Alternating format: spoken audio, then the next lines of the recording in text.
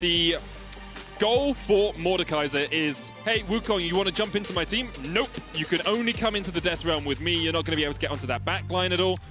And we'll see if Aroma is able to be effective with it throughout the course of the game. But having a look more just over general team compositions, as you said, like Supermassive had this really nice long-range engage, but also kite ability in their comp, with the Senna healing, with the Nidalee healing, with the Azir soldiers, whereas Mad Lions do really seem to want to dive into that backline. Yeah, I do feel like both teams have like an overarching strategy where it's like you have the dive, right? You immediately notice from Mad Lions, but they also do have some flexibility, right? As soon as Mad Lions put a Zoe into their draft, well, now you can actually slow things down a bit. Look for a poke, potentially, and get that poke damage down before you end up fully committing towards a fight, whereas early on, all we had was showing that strong backline for the side of Supermassive, but they finished out with Wukong and Leona, which is meant to try and punish a Zoe when she R's forward and really find that attack and start the fight on their own terms. Yeah, it's a lot easier to hit a solar flare if you know exactly where the enemy's going to be in a half a second's time when the Zoe jumps back. So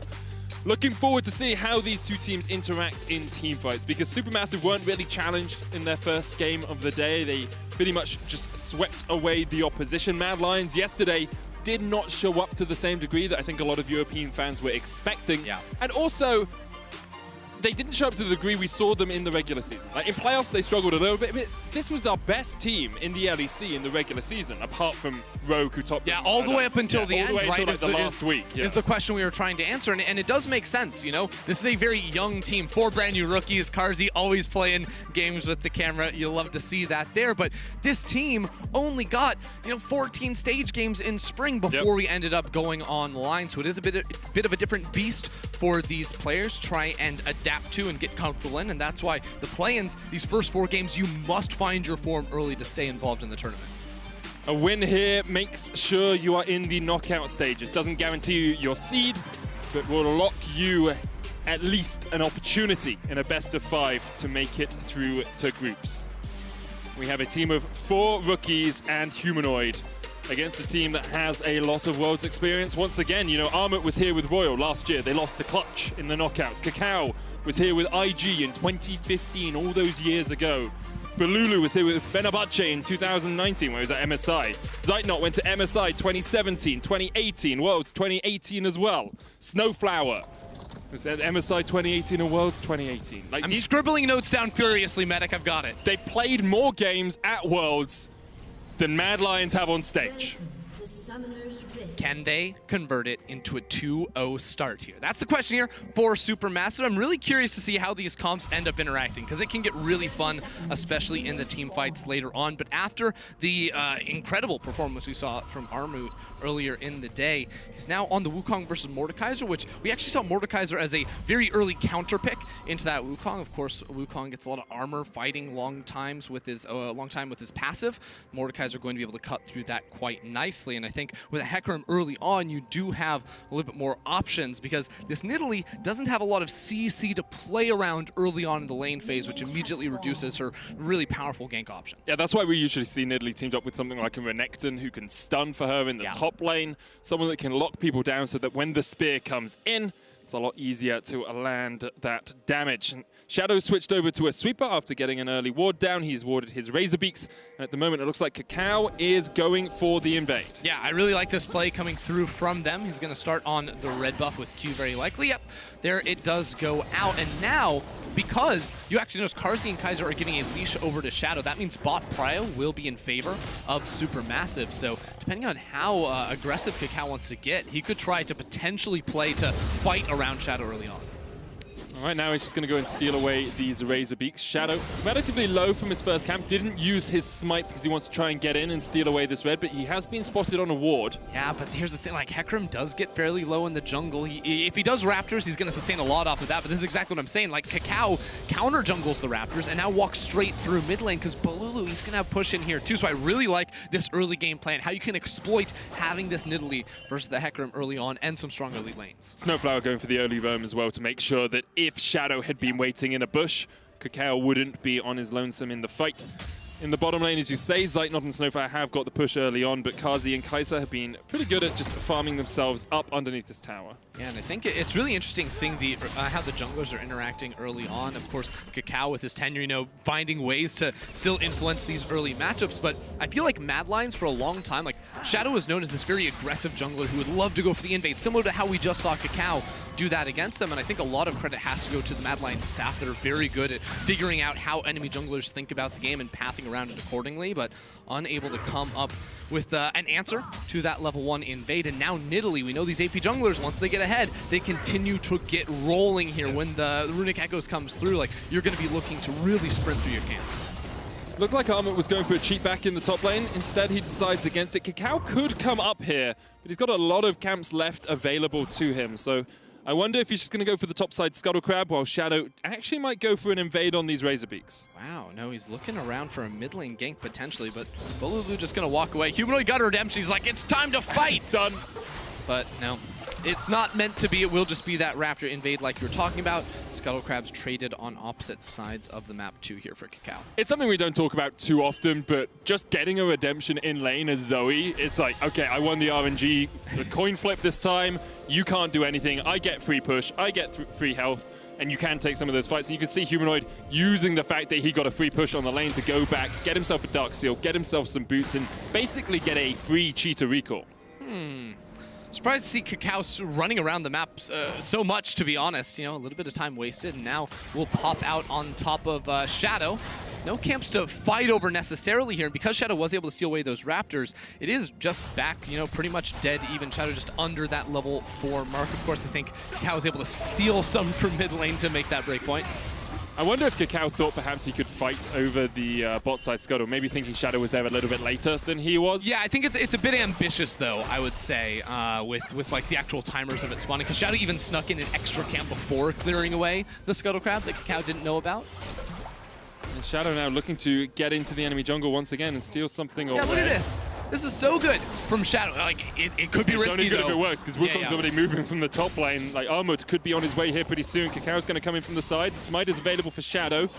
He knows that he's still here. Here we go. Kakao's going to jump across the wall. Shadow looking for the smite. Gets it. Level 4 on both of them now. The devastating charge is going to knock Kakao back, and Kakao actually is going to go very low here. Shadow has popped the ghost. Balulu's coming in from the side here as well. No Emperor's Divide on him yet. Humanoid looking for the sleep. Can't quite land it.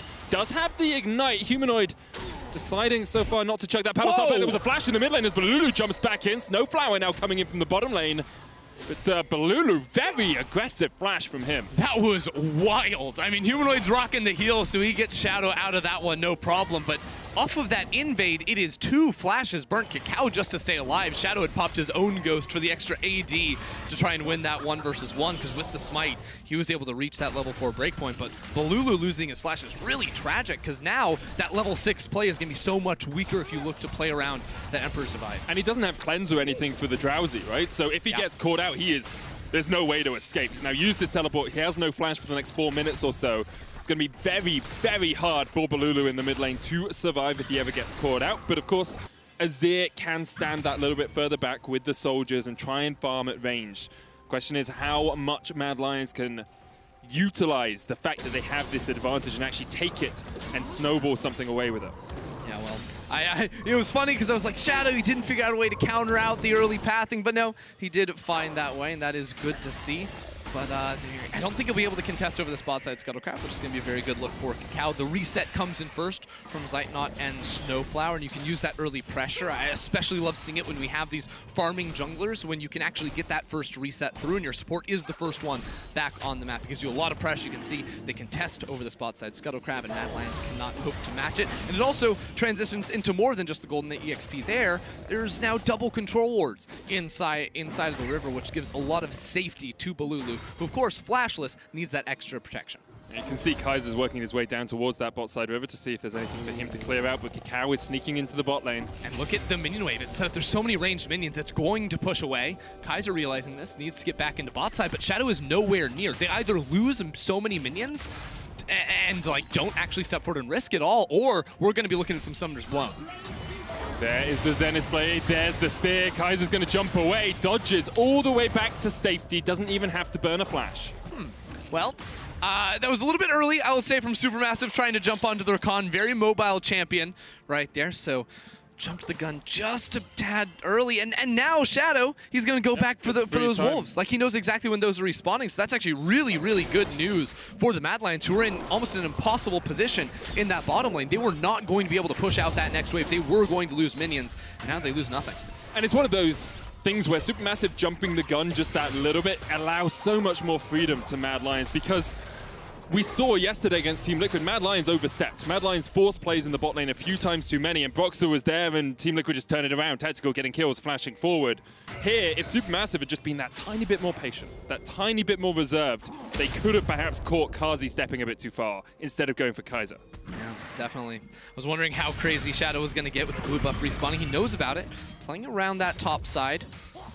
And see both mid laners, like neither mid laner actually has much mana, so fights can get really, really interesting. Shadow does have access to level 6, and Rome doesn't know this is coming. Cyclone coming down, and Rome actually paths down towards Cacao, and that's first blood before Rome can react. Yeah, and it's going on to Armut. We saw what happened with Shen. Now he's on the Wukong. Flash. He's going to try and get away, but there's the fear, and there's second kill of the game as Shadow takes down the Azir. Yeah, really nicely done from both teams. Both junglers saw their windows, and they were able to attack. Rome did not see that one coming at all, but Zaytnot with a good roam will be in here in mid lane to pick up that bonus cannon before sprinting back down bot side, because there's going to be a wave coming in there too. So a little bit of min-maxing from the bot side. Big winner though is Supermassive with this Rift Herald coming off the back of the play. That spear just go wide with the Rift Herald? Look, Rift Herald's big, but can tuck in if needed. Okay, good to know. Rift Herald dodging as much as it can.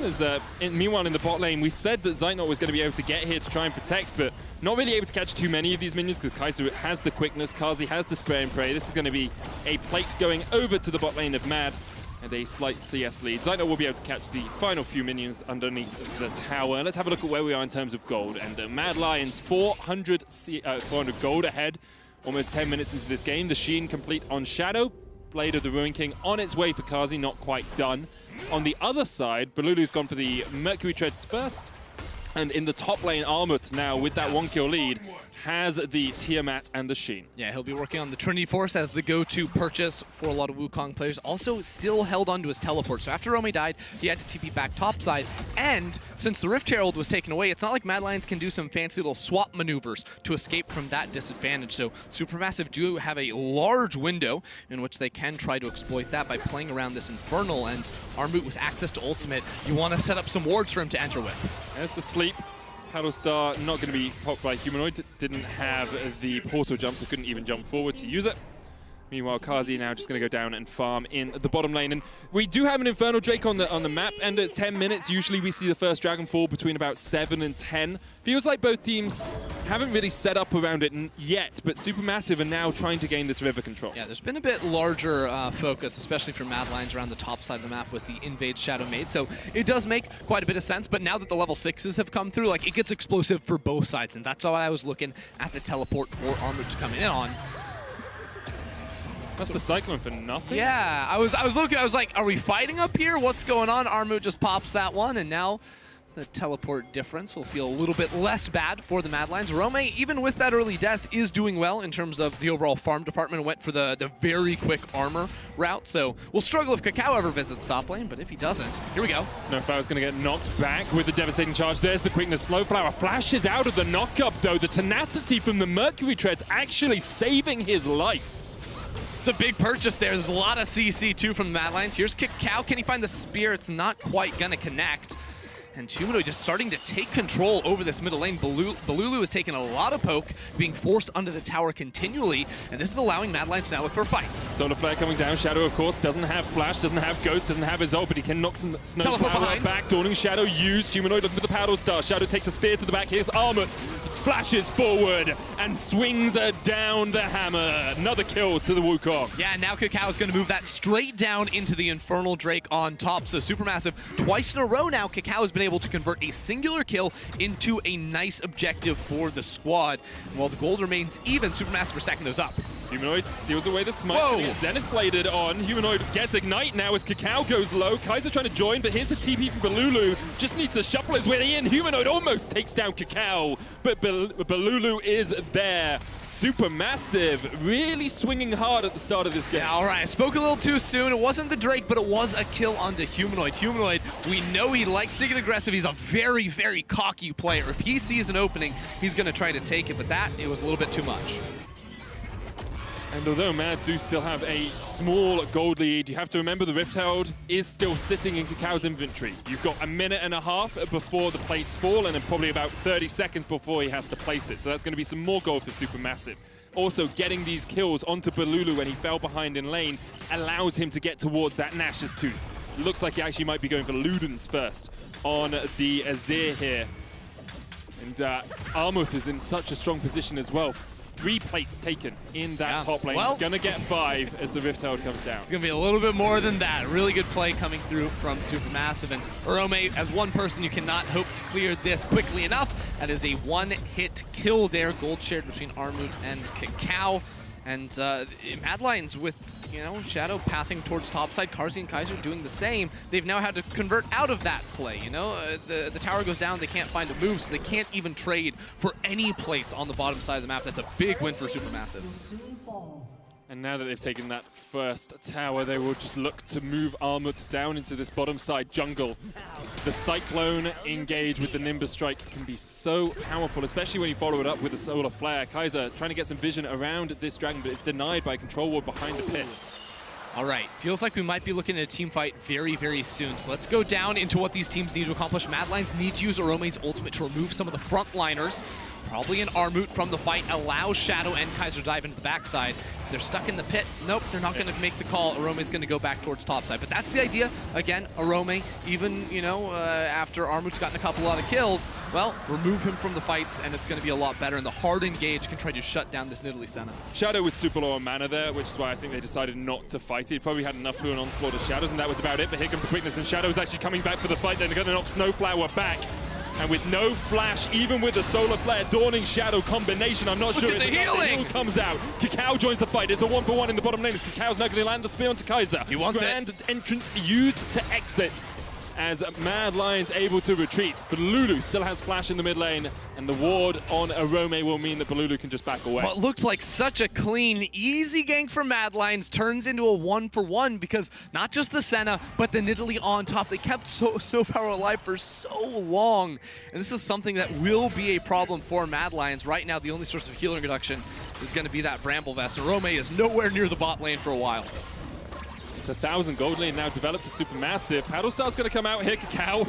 It's a lot of HP lost from a single Paddle Star, but as you say, you can just heal it straight back. But that's almost a bit of the strange thing about picking the Zoe into the Nidalee is that she can heal up a lot of the damage that Zoe does, and even you can line up your spear, so every time Zoe goes for a QR combo, well, you know exactly where she's snapping back to, so Nidalee spears are fair game, Solar Flare exactly from that Leona, all going to be on the table, and Humanoid has to be mindful of that as we move forward. Even things like Dawning Shadow, like just being able to line it up and you know whereabouts at least that Zoe's going to land. Of course, the cast time on the Dawning Shadow is a little bit longer than the portal jump. Watch out, Eep Carzzy. He's able just to ambush his way to safety. Yeah, Solar Flare was just a second off there before it came back off of cooldown for Snowflower, so they don't press too far forward on that one. Carzzy likely only would have lost the flash, but would have been a big cooldown, because that would still be down before the Mountain Drake spawned. Although, this is a weird game, because we only have one dragon taken at 16 minutes, so things are definitely a little bit slower, and the team fights around dragon aren't going to feel as important. Right, at least not for the next 10 minutes or so. You can see Armut here funneled in a lot of gold early on, all those plates helping him out, about 700 gold ahead. Kakao as well, doing an incredible job, farming up as he's 400 gold ahead of Shadow. A fun little thing on the Herald, I believe the eye opens quicker, the more auto attacks it takes, so the clone from Armut helping out on that one. Not only positioned for the eye, but yeah, pop it open. There you go. Quick take there from Supermassive. Kakao's going to be one to pick that up. I think that's the right decision in this one. I mean, Balulu's had a lot of pressure thrown his way in mid lane, but has stabilized in CS, and they can use that. But Mad Lions, they want to make an attack. No one's top lane. Arome's in mid, and they're all coming down to bot. But Zeitnot and Snowflower are like, nah, we want none of this. They were already between their tier 1, tier 2s before anyone even started roaming down. They're like, we're not on the strong side of the map. don't need to be anywhere near this. We don't know where Rome is. They just back away. They give up the turret. Don't lose any lives for it. It's solid map play from both teams. Mad Lions did what they need to get the bot tower, but this Herald, of course, spins things up in mid lane. That should be able to knock down the turret. Rome's trying to fight against Armut. Does have a level advantage as Armut goes in with a Cyclone. And Rome, ooh, whoa, he's just dead before he can really do too much. Cacao gets the assist on the kill. Humanoid's able to save the tower. Look at this, though. Mad Lions are underneath, and Zeitnot is not here, so they could force on Balulu. Kazi looking for it. There's the quickness, but Lulu flashes away. The Dawning Shadow coming out. He's being put to sleep. Balulu falls, but Shadow's short to follow. You have to feel. Snowflower gets the kill. Supermassive take a loss, but also managed to get a kill of their owners. They killed Shadow. If you doubted the Rakan Twitch combo, that is the proof of concept right there. Humanoid caught out, though. There's the solar flare. Humanoid has been locked in place. Kaiser's going to try and come in. Humanoid steals away a flash and is able to survive for the moment. Kazi now opening up his armor, comes in from the side. No Cyclone for him. Snowflower now on the wrong side of the rift, but he's going to be able to flash away as well, and he's healed Teleport up to in. Almost full. The TP comes in from Arome. Doesn't have the Realm of Death. Will have the Death's Grasp. Doesn't quite hit Zeitnot as he steps to the side. Mad Lions feels a little bit like they're overforcing and they'll back away. Yeah, very, very close right there. Both teams just playing around for a little bit, seeing if they could find an opening. But Humanoid on that Zoe able to pick up a few too many flashes for Supermassive to be able to shut it down. This is how the play starts again. It's Armut plus Cacao finding Arome. This has been a problem for Mad Lions that continues with Armut having a bit of a day on this one here, but this is the combination onto Balulu. Watch how Kaiser plays this. He's gonna hop forward to Karzi, who's invisible, so Balulu does not see the salt, and then flashes. Doesn't get knocked up or anything like that. Gets the instant charm into the kill. The chat, of course, trades his life. Yeah. And it is just a little bit tricky for Mad Lions, because you can find that initial engage, but the healing and the sustain coming out from Supermassive, if they keep a couple of players alive, makes it so difficult for you to actually win out on a team fight in the long run. Second dragon of the game is up. It's a mounted solar flare available for Snowflower in about 10 seconds time. In fact, it's just come off cooldown. Mad Lions gonna keep this dragon ticking over. Humanoid looking for the sleep, lands it onto Balulu. Snowflower goes forward, but misses. Look at Armut! But here is Armut. Cyclone onto the back line, and immediately Kaiser tries to defend Kazi. Armut now stepping forward in the Death Realm. He's trading against the Roman. The dragon goes down and is taken by the Mad Lions. Humanoid off towards the top side, getting chased away. Balulu flashes forward, actually just jumps in with the Emperor's Divide, and Supermassive will get a kill for the dragon. Yeah, that should be the mid tower as well. You can see Supermassive, very clear comms, cautiously playing out that team fight. They don't want to overcommit. They want to make use over their heals, and they say, fine, we'll give you the Drake. We'll take that mid lane tower. A very good look for them. It really is. Balulu actually going Nash's Tooth instead of the Ludens, just gives him that extra DPS across the course of the fight. And Supermassive now 2,000 gold ahead, and in a very strong position. Cull almost stacked up on Zeitnot as he's got the Manamune on its way as well. I like the Executioners actually on the center. I think it just gives you that little bit extra against the healing that can come out from a Mordekaiser with Conqueror, from the W, Twitch even? from the Twitch, from the W, from the Hecarim as well. Has so much healing when he gets in the middle of a bunch of other players. And it just reduces the amount that the sustain from Mad Lions. For sure, definitely. And that's something that Supermassive have going for themselves too. Like, Mad Lions got to find some way to cut through that healing, because, I mean, we checked in 10 minutes ago. It was just the Bramble Vest, still just the Bramble Vest. And if you're trying to find W healing over on the side of Mad Lions, well, there's an E healing on Nidalee, right? There's a Q healing on Senna. Like, that is a lot that Supermassive have going for them. Yeah, it really is, and I'd love to see an Executioner's calling for Kazi. Now that he's got the Rune Ends and the Blade of the Ruin King, he's kind of like there. Although you could argue Infinity Edge is core on the Twitch as well when you get towards some of these team fights. At the moment, Balulu's off towards the top lane. Does have the TP, as Mad Lions look for a little bit of an engage in the mid. Can't find it. And have to give credit to Supermassive. They've just been playing this one out super patiently. Haven't always been looking for fights, haven't always been looking for kills, but they are 3,000 gold ahead. As Humanoid jumps in, almost kills Zeitnot, but Snowflower's going to chase him. There's the Dawning Shadow. That's exactly what we said. The portal jump can spell your demise as Arome tries to trade it onto Armut. Death Realm is available, but there's the Emperor's Divide, and Kazi is chucked back into the midst of 5 members of Supermassive. He's gone. Arome's next on the menu. Supermassive are just wiping Mad Lions. Supermassive just destroy them right there. Snowflower waiting over the wall. Humanoid does a lot of damage, but not that much damage, and Snowflower absolutely punished him. That's going to be the Baron on top, unless Shadow can steal.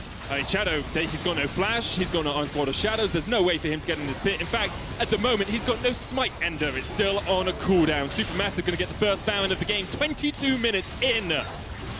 And we wondered whether the TCL representatives would be able to fight for the top spot in this group, where they are making a statement with this game. They are. They really, really are. And you see it again. This is the problem with the Zoe. It's a style pick, but that R immediately sends you back to the same place. Snowflower punishes it so massively. And now watch Balulu here. He's going to find Karzi. Whoop! Come on back, buddy. And he instantly falls. It's just nothing you can do there as the Twitch. Great engage from Snowflower on the Leona, the Zenith Blade chase into Balulu, just following up with the Emperor's Divide, and now Mad Lions very much rocked back on their haunches. Oh. Sleep from Humanoid. Cacao, but like, half the damage you just did has been healed up in a moment. Karzi's going to look for the ambush, but Snowflower is here to protect and delay Mad Lions from finding the engage they're looking for. And now in goes Snowflower, the Solar Flare coming out. There's the Cyclone, the Wombo combo from Supermassive is exactly that. 2 quick kills and a third to follow. Supermassive are showing up. Armut and Snowflower are nasty, and they do not give up. Balulu knocks down Shadow underneath the tower. This might just break Mad Lions. I mean, it might just be game. Let's be honest. They haven't got the minion wave. That's the only thing I can see that could delay them, because this inhibitor tower is going to have all those extra resistances. 20 seconds still on Humanoid, 24 on Shadow, 20 on Arome. This is going to at least break the base of the Mad Lions. And Supermassive, well, they're really putting a name for themselves in this group, and you wonder, next up we see Team Liquid versus Legacy. Is it going to be Team Liquid versus Supermassive in a couple of days' time, fighting for the top spot in this group? This group, I mean, both our groups are exciting. I feel like these games are not always going the way we expect, but look at that setup from Snowflower. Armut comes in to steal the glory, and his Cyclone is massive, but Snowflower with the setup, yet again, he was the one that found Humanoid in the previous fight, and he gets him here too. I just think the quality of players at play-ins this year is pretty next level. Like, we've seen some mistakes, we've seen some people fall down, but also to see teams starting to really challenge the more established regions is great. And it's great to see Supermassive once again back on the world's stage. Last time they were here was 2018 when they lost in the play-in knockouts. And here they are making a name for themselves once again. I'm not convinced Mad Lions have a good answer into them in this one. Like, the Zoe just is not going to be useful up against Supermassive. It really is just a Twitch show, you would imagine, but even then, the damage he deals is getting matched or beaten by Balulu's Azir on the other side of things, who now has a Zhonya. So, like, you have double Zhonyas against the dive for Mad Lions. It feels bad because Shadow has dived into so many of these fights, but he has not been able to get much done with people flashing away, and now Supermassive have everything they need to break the base. That was cheeky. So Dawning Shadow was used to delay the back of Karzi because they knew where he was, and now that means he can't get back here to defend the inhibitor in time, and Supermassive. It's going down. It's those sort of cheeky plays that really define games like this, like the wherewithal, the awareness to do that, to make sure the Twitch can't get back, to break the inhibitor tower, and now to look for that inhibitor itself as well. Armut is on the front line. Mad Lions looking for the flank position, looking to see if they can get onto the back line of Supermassive, but right now, Supermassive are just holding them at arm's length and saying, you can punch all you want, you're not finding your mark, you're not finding the connection. Mad Lions find a good sleep there onto Cacao, but the paddle star isn't there to follow up. Supermassive has, Snowflower has just used the Zenith Blade and didn't quite connect. Yeah, and Supermassive, they have this turret to fall back on some Mad Lions. They've forced fights hard, but it will not work if you do it running into the Azir and the powerful backline of Supermassive. This inhibitor already down below 50% HP, and Zaytnet punches it from a mile away. So easy for the center to step up here. Armut on the front line. Death's Grasp not going to pull him back. That's the clone. Snowflower down to about half HP, but that's 2 inhibitors down. Supermassive, a 10,000 gold lead at 26 minutes. Like, they have just taken everything away from Mad Lions. Yeah, I mean, they just won so many fights in a row, and we saw, like, in draft, we saw the Zoe come in. It changed the options Mad Lions had in the game, but when there's a Nidalee and a Senna on the other side, the healing just makes your champion pretty much irrelevant, unless you can 100 to 0, and that's not going to happen when you're 0 and 4 and have to itemize into the Void Staff, just the cheapest possible items to get to the next breakpoint. Supermassive on the other hand, Nash's Tooth, Zhonya's complete on Balulu, Yumu's Muramana stacked up on Zeitnot, Trinity Force Death's Dance, and a Randuin's on its way for Armored. Supermassive are just too darn strong for the Mad Lions to deal with. Yeah, let's just work it up into top lane. Snowflower is in exactly the right place to get the deep vision, maybe knock down a couple of turrets up there, because in a minute we have Baron, and that's how Supermassive close this game. Mad Lions, if they give that up, you can't really hold the line here against Supermassive's team. Like, they're just going to break through structure. So teamfight is the best answer for Mad Lions, but even in that, they're horrifically outmatched. And the question is, like, Supermassive haven't needed the Baron to do everything, right? Like, they were winning the game before the Baron even came around, so maybe they can just deny any vision around it, look for this tier 2 in the top lane, wait for the supers to push in bot and mid, and then take a fight on their terms. Right, not going forward, the Curse of Black Mist, and the tier 2 tower is going to fall before I can even finish this sentence, Endo. It's a surprise, to say the least. As, look at this minion wave. It's huge. They've stacked this one up beautifully. Karzi, does he have to use the ult wave? No, he has his E stacked up, so it will be good. And Kaiser's on the flank. They land the bubble. Sleep onto Cacao, uses the stopwatch to make sure the Paddle Star can't connect. Snowflower goes forward. Zenith Blade misses. There's the Solar Flavor as well. And perhaps it's the chance for Mad Lions. The quickness comes out. Snowflower almost down, but you just don't have the damage. And now, even with the Sleep landing onto the Lulu and the devastating charge down, so the Shadows goes onto the back line, this is the only opportunity Mad Lions going to have. But you can see they're just getting ripped to shreds. They are being torn apart by Supermassive. Kazi is next on the menu. Humanoid's already dead. And Supermassive, with 3 players left alive, are TPing into the base. The Death's Grasp is going to stop Armored, but it is little solace for Mad Lions. Supermassive with a commanding performance, with a devastating performance, with a demolition of the Mad Lions. Yeah, Armu just chasing down Rome for the final icing on the cake here. Supermassive played a great game. Snowflower time and time again finding those engagements and building up a huge lead over the Mad Lions. Supermassive are going to remain undefeated at Worlds.